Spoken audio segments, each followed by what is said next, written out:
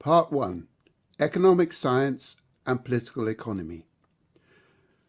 The distinction between economic science and political economy is not part of the orthodox economic mindset. I doubt that graduates in economics will be able to tell you what the difference is. This is because economics pretends it is a pure science, not a social science. It reduces every person to an economic actor with the same goal: accumulation of the maximum amount of money for each one of them. This is sometimes referred to as homo economicus. No one is imbued with any more complex motives, such as excelling in their work or contributing to society, or perhaps being a parasite on society. Up until Adam Smith, the term economics was not in circulation. All matters pertaining to trade and money came under the heading of political economy. However, what I would call economic science was practiced, and there were theories in this subject. Most were completely wrong, but theories pretending to be scientific all the same. Economic science concerns mainly money and how it's created and circulated. This is because money can be quantified and so is treatable with the rigour that a science demands. Political economy is concerned with the behaviour of individuals and companies insofar as it affects the economic life of the country or the world.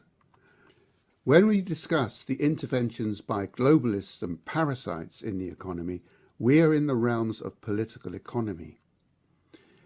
In this video, we are concerned with how money is created and circulated, and so we are dealing with economic science. When people try to pervert the scientific workings of money, they are really operating in the realms of political economy or simply politics. Such people thus intrude on our discussion of economic science. Part 2. Sound central banking. Managing the money supply may seem like an old-fashioned idea. It belongs to the days when men wore ties, not open-neck shirts. Not so long ago perhaps, but definitely in the dimmer recent past. Serious attempts to manage the money supply were thrown to the winds when the idea that the Japanese had invented was adopted in the West. This is known as quantitative easing, or QE. The great innovation of QE was to use central bank accounting to instrumentally address problems in the economy. Traditionally, the central bank, the Bank of England in the case of the UK, had performed what can be described as essentially housekeeping roles, and these were 4 in number. 1. To operate as a clearinghouse for private banks' transactions on a daily basis. 2. To be a lender of last resort if the banking system lacked temporarily liquidity. 3. To create and hold its own central bank reserves, which backed money that was saved in the economy. 4. To regulate and oversee the activities of private banks. Thus, the central bank had no instrumental role in managing the economy. It simply monitored and facilitated money movements. Part 3. Bank liberalisation under Brown. The major move away from this formula happened in 1998 when the new Chancellor under New Labour, Gordon Brown, took away the 4th function of regulation and gave it to the newly created Financial Services Authority, the FSA. But this change was carried out in typical Brown fashion under the well-trumpeted smokescreen whereby the setting of interest rates was no longer the remit of the Chancellor but was passed to the bank.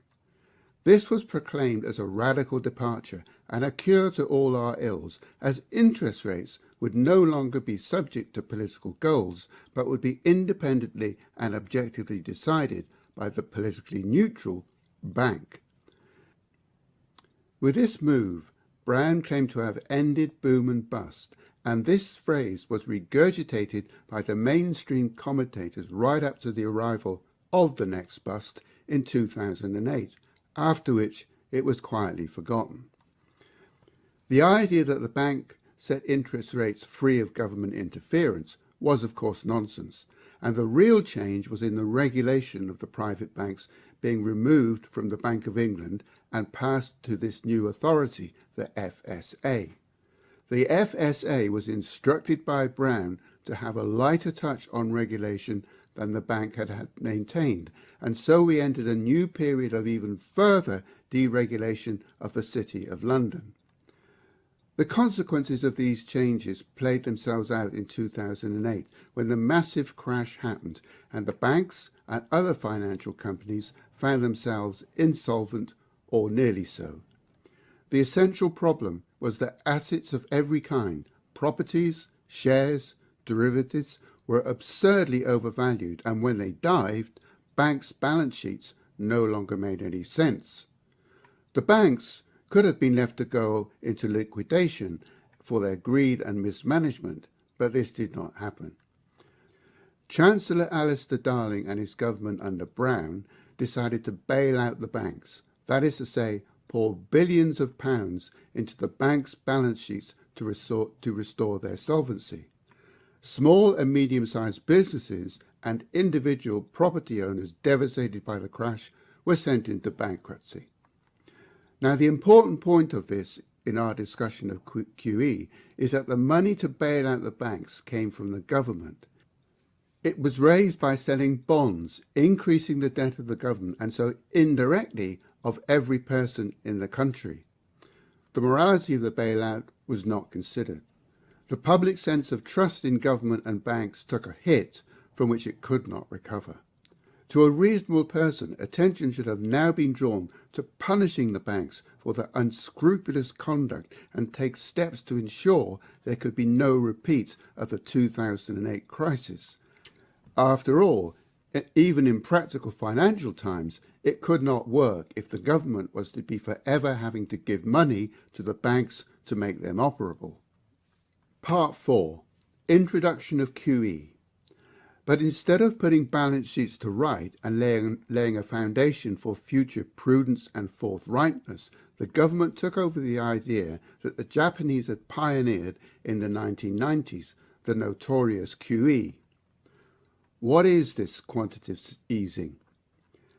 As I said, traditionally the central bank had no instrumental role in managing the economy. It simply monitored and facilitated money movements. This is sound banking and sound management of the economy. If the economy is not doing well, then it is nothing to do with the central bank and its neutral function. QE reverses all this and uses the central bank as an instrument of economic policy. Until QE, the bank's balance sheet was simply a reflection of government activity. With QE, the bank became a direct participant in the economy. The City of London private banks had shown themselves to be completely without conscience or business propriety, but instead of being corrected for their misdemeanors, the government, through QE, put in place a money-generating machine that could constantly fund the private banks to maintain their stability. QE was obviously so contrary to all good money management principles that it was hailed as just a temporary measure. We now know it has proved anything but temporary and instead has become an essential part of the way the neoliberal economies of the West are run. Part 5. The Road to Economic Hell. Everyone knows this is the road to economic hell, but each successive Chancellor and Governor of the Bank of England has kicked the can down the road, leaving the mess to fall into the laps of later occupants of these positions. The logic of QE was dressed up in some completely fraudulent ideas. It was said that by the central bank buying up government bonds held by the banks would then be sitting on more liquid cash, and they could release this to businesses to enable them to finance investment. This in turn would create growth in the economy and so benefit all. As we know, the reality has been that the extra money the banks have had, they have used to lend on assets, properties, shares and bonds. The stock of these had not increased proportionately, and so the effect has been to increase the price tag on existing assets. You can see this tangibly in the prices of houses in your area, in the low yield on bonds making your pension pot less valuable, in soaring rents, and in an overpriced stock market. So QE for the banks has benefited asset prices and little else. The balance sheets of the Bank of England, the European Central Bank, and the Federal Reserve of the United States were propelled into the stratosphere. But following the purchase of government bonds by the central banks, things then moved into a new gear of insanity.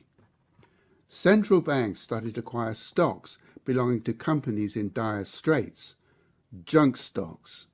No private investor would buy them, but the effect was to lift the value of these stocks artificially, so providing stimulus and confidence in the economy.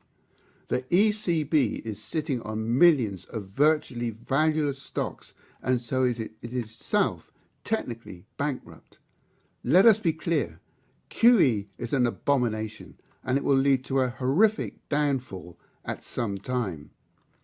The solution will no doubt lie in engineering a general global crisis to shift the problems of debt into another realm of disaster, so obscuring the truth of what is happening and how we got here.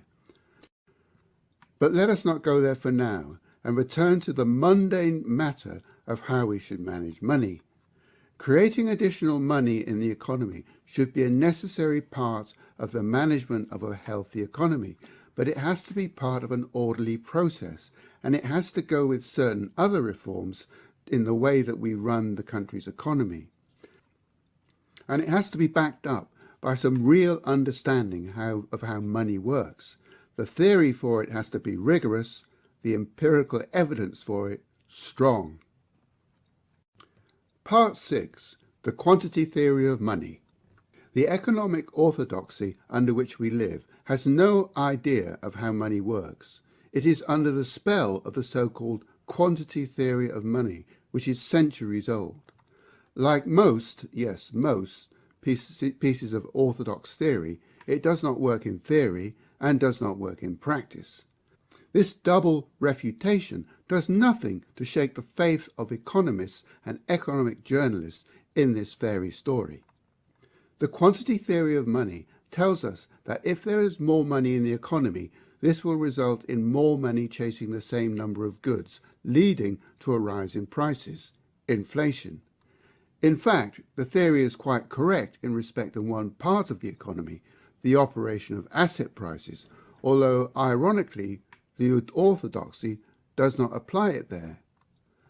The problem is that it is applied to only consumer goods and what we buy in the shops. The reason why there is this difference is that for the consumer good economy, the speed of circulation of money is highly flexible. If there is more money around, it will do less work. That is, each unit will be used for fewer transactions, or as the economists say, the velocity of money slows. This has no effect on prices, for these are determined by a whole load of other factors, wages, commodity prices, and above all, competition between suppliers. A stimulated economy can bring more entrants into any sector and so more competition. Also, economies of scale can occur and so prices fall again. There is absolutely no correlation between more money being available and rising prices of shopping basket goods. If anything, the converse holds. Part 7. Asset prices.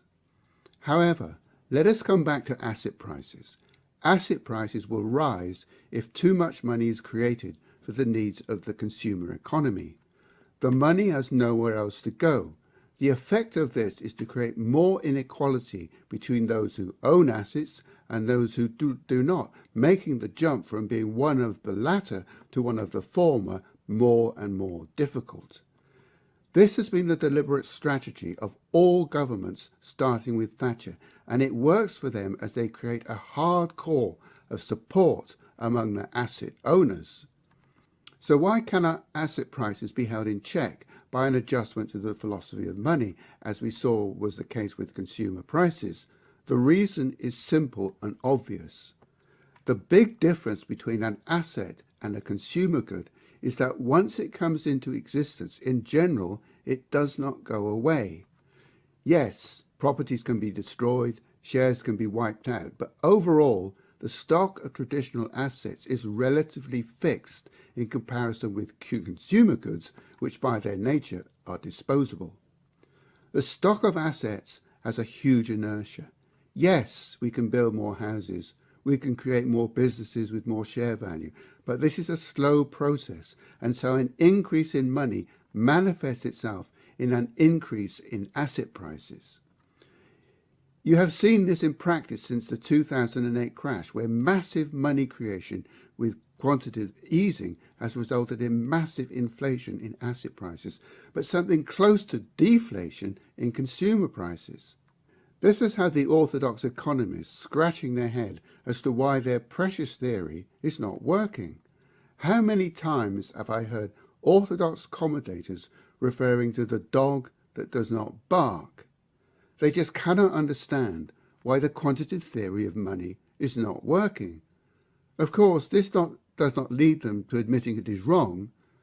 They say there must be other factors at work. Part 8. Inflation. The bank QE we have had to date has given extra spending to banks. But what would happen if instead of giving the money to the banks, we gave it to the people? This is called sometimes the people's QE, where extra spending power is given to consumers. The orthodox economists are horrified. They see hyperinflation around the corner. The example of Robert Mugabe's Zimbabwe is cited endlessly, as if the Zimbabwean economy and the British economy are in any sense comparable. As I have shown, the increase in money introduced directly into the consumer economy will not in itself produce consumer inflation. But this does not mean we can supercharge spending by consumers willy-nilly without reference to other factors. Although the velocity of money is subject to huge swings, it is not infinitely variable. If there is too much money in the consumer economy, people will increase their savings. But if there is way too much, then people will become very rich. But what is wrong with that? If people accumulate excessive amounts in their savings, then asset prices will go up because there is nowhere else for the money to go.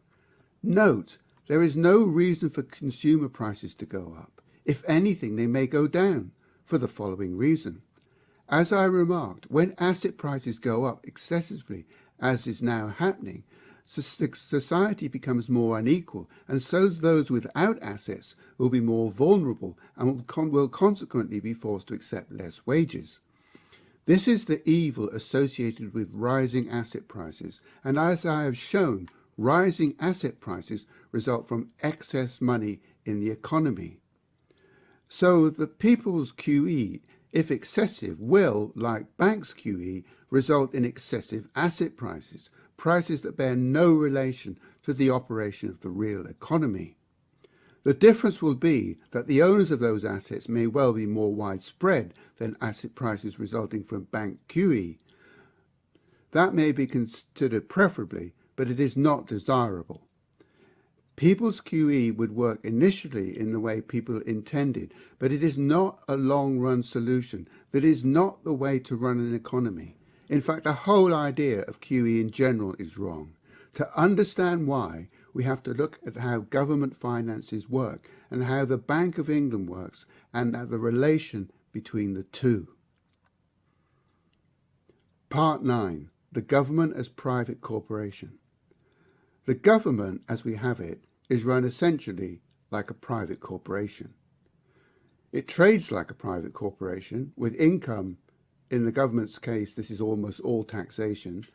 Now there are no longer profits from state enterprises as there were before Thatcher. And expenditure, public services including the military, subsidies and the running of the government in general. The source of income and the type of expenditure may be unique to the government, but in terms of accounting, there is no difference from a private company.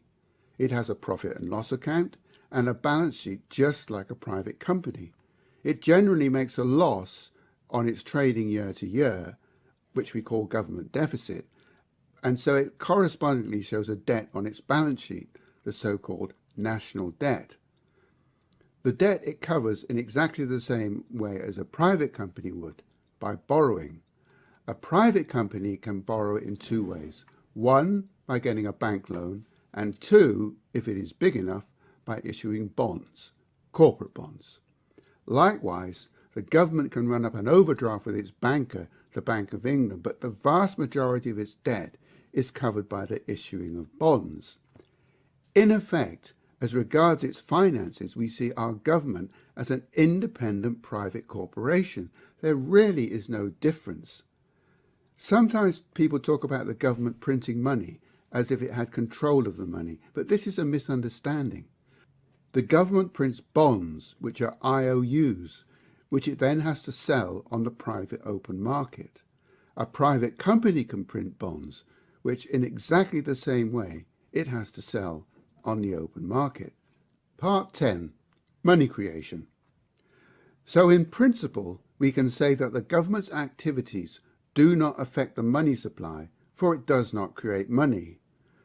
So who does increase the money supply? Remember, we are talking here about pre-QE. Money reformers like Ellen Brown, or Positive Money, will tell you that it all comes from one source, the private banks creating money which they loan out. This view comes with the corollary that if all loans were paid off, there would be no money left in the economy except notes and coins, which are a very small percentage of the whole, and everything will come to a standstill. This view ignores the fact that people have savings, and not all the savings are used for lending. Some savings just sit there. Without going into the technicalities of this, these inactive savings correspond to what are called central bank reserves, which are massive. Effectively, these savings backed by central bank reserves constitute money in the same way as notes and coins do. So if all loans were hypothetically paid off, there would still be a lot of money around, keeping the economy moving to an extent. In a successful economy, people accumulate savings, and so the money supply grows regardless of how much banks are lending. Now here is the rub. If there is an oversupply of money in the economy, as I have said, this goes into asset price increases, and savings are assets. So quite simply, the excess money ends up in people's bank accounts. They may just keep it as money sitting there, and in a properly run economy, that would not be bad for them, as interest rates would be at a reasonable level. Or they might buy government bonds. They won't do that directly, but by putting money into a pension fund, the pension operator will do it for them, and that is where most pension money is placed. Now, with the invention of QE back in the 1990s, a third form of money creation arrived. In this case, the central bank simply adds money to its balance sheet and spends it. Here it is legitimate to talk of printing money, which, as we saw, the government never does. The government is run as a private company, and private companies do not print money. The Bank of England has always printed money in a sense, as it has to respond to private bank lending and to increases in savings. Both of these have to be represented on the central bank's balance sheets. What is different about QE is that the bank is not creating money due to a demand in the economy, but creating it out of its own initiative. Well, we can argue about whether it decided to do the QE itself or by instruction from the government. The reality we know is that the bank is not and has never been independent. The government of the day takes the decisions. The QE money until now has only been used, at least in Britain, to buy government bonds held by private banks. This keeps the central bank's balance sheets tidy, for it has an asset, the bonds, to balance the money created. It means that the bank collects the interest paid out annually by the issuer of the bond, in this case the government, and so we have the rather absurd spectacle of the government passing money to the Bank of England. However, it is strongly rumoured that these interest payments are not always truly made, and so if this is the case, the bank has created the money to finance government expenditure, a situation that horrifies the orthodox economists and indeed any economist. Part 11. Government debt. So what should be done? The essential problem is that we are viewing all money creation as happening through the central bank while leaving the government to be run as a private corporation, having to account for itself exactly as if it were one, and being punished for running up debt. Now, this may come as a surprise, but there is nothing wrong with the government running up debt in principle. And no, this is not a left-wing or Keynesian casual attitude to debt. But there is one big proviso on the nature of this debt. It should only be debt to British citizens, resident in Britain, or their proxies, i.e. British jurisdiction-based pension companies. You see, if the government owes debt to its own citizens who work and live within the British economy, from the international point of view, there is no debt. British citizens, as represented by the government, owe money to British citizens as represented by pension funds, or as represented by themselves. The government may have a debt, but the nation does not. This is a way in which sovereign economics is different to orthodox economics. It is very similar to the national economics of Friedrich List in its basic principles. Notably, we consider the national economy as a unit, and we look to the interests of our nation and its people. This is not about being selfish, it is just that you cannot manage the economy except as a national unit, neither practically nor conceptually. Ever since governments have gone into debt, they have often looked beyond their own shores to sell the debt, to sell the bonds. This practice is horribly disruptive for the currency and for international trade. The big advantage historically of borrowing abroad is that defaults are easy and usually go unpunished, but this is hardly a good reason for the British government to be selling its debt overseas today. To move to entirely British-owned debt, we should give foreigners 3 years' notice that they will have to get rid of their British bonds or they will forfeit them. The immediate result would be a fall in the value of these bonds, making them cheap for British pension funds to purchase. The yield would correspondingly go up, and so British pension funds investors would see a very marked improvement in their situation. They would be richer, and this in turn would be good for the domestic economy. The losers would be the foreigners holding the bonds, but in reality, the possibility of this policy coming would be flagged up for a long time before, enabling them to plan accordingly. Orthodox thinking would raise a well-rehearsed objection to this. No British government would ever be able to sell its bonds abroad again. And so the age-old mentality of getting hooked on debt to others rears its head. If we cannot borrow abroad again, so much the better. It is usually said that the government being in debt is a bad thing. After all, no one likes being in debt, and so as owner of our government, we don't want it to be in debt, do we? Well, yes, actually we do want our government to be in debt, as long as it is in debt to our own people. It is debt to foreigners that is the problem. If the debt is internal, then all that has happened is that those who have cash have moved this cash to those who have less, with a payment of interest naturally following. Anyone who has a private pension, which should be most people, lends money to the government. In fact, it should be the duty of government to provide a safe place for people to place their savings. I repeat, it should be a duty of government. So the government being in debt to its own people in a properly run progressive capitalist system is a good thing and a natural thing. Part 12. Savings equals investment fallacy. The last fact mentioned in the last section is seldom appreciated, for according to orthodox economics, the savings of normal citizens provides the source of investments for companies.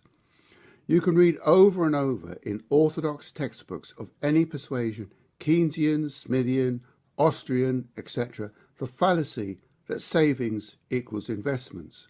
This nonsense is, like so much orthodox economics, theoretically flawed and empirically disproved. In reality, investment for industry comes from 3 sources: bank loans, which are created by the banks augmenting their balance sheets, and nothing to do with any savings, government subsidies, and lastly, and least important, venture capitalists. This last group are gamers who can afford to lose the money they put up. That is to say, they are Dragon's Den types.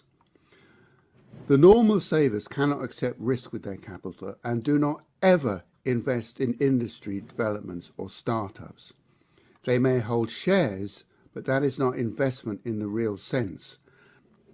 Unfortunately, the phrase to invest money is used for to place money, as if there were no difference.